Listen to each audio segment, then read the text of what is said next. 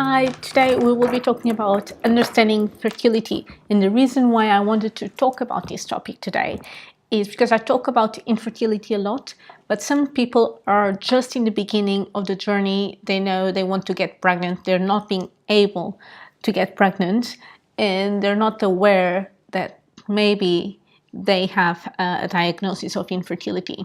So the World Health Organization has defined infertility, or a state of subfertility, as the inability to become pregnant. So if you can't get pregnant, the inability to maintain a pregnancy. So if you get pregnant but you get a miscarriage, or the inability to get a pregnancy to a live birth.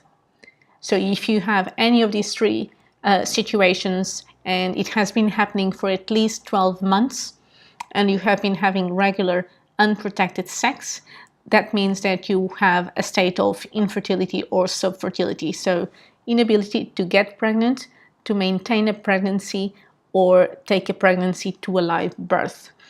It affects both men and women. And we have two types of infertility. We have primary infertility, when you haven't had any pregnancy that led to a live birth ever, or secondary infertility, if you've had a child and you're trying for a second time or third time and you're not being able to this time. So secondary infertility is when you've had a child and you're not being able to get pregnant and take that to live birth for the second time.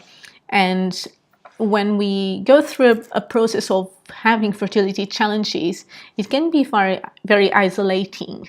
People don't talk about it to each other, but global trends of infertility, of subfertility, might surprise you.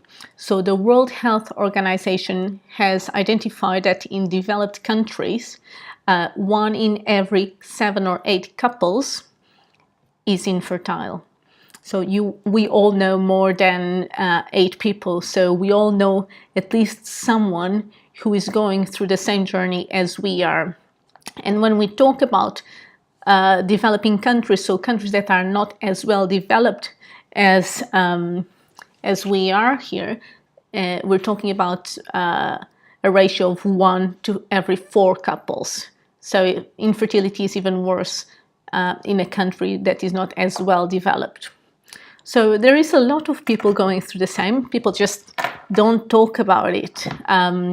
There was a study that evaluated infertilities over 12 months of trying and not being able to. And it ranged from 1990 to 2010. And it identified that 48 million couples in the whole world had infertility. And there was a second study that considered not only 12 months, but it extended to people who had been trying over 2 years as well, and identified that there were 72 million women in the whole world with infertility. So that is quite a lot, isn't it? So there are a lot of people struggling with fertility. And fertility is not only a physical condition, but it's also a mental condition. Because when you go through fertility, it's very difficult to conceive the idea or accept the idea that things are not going to go as you had planned in your mind, or as you were led to believe that it would be. And we all grow up thinking that getting pregnant will come naturally, and we try not to get pregnant. So it can be very difficult to manage or accept that concept, especially in the beginning. So if you are feeling shock, denial, sadness, anger, or depression, those are natural feelings of this process of healing. Okay, so don't feel that you are broken, that you need fixing. You're not. Those are natural feelings, and you are allowed to feel those feelings. Okay, and so it's not only physical, but it's emotional and mental. It affects your whole body and mind. So going through it can be quite challenging. Don't think that you are alone, because you're not. As we've seen, a lot of people are going through it. They just don't talk about it.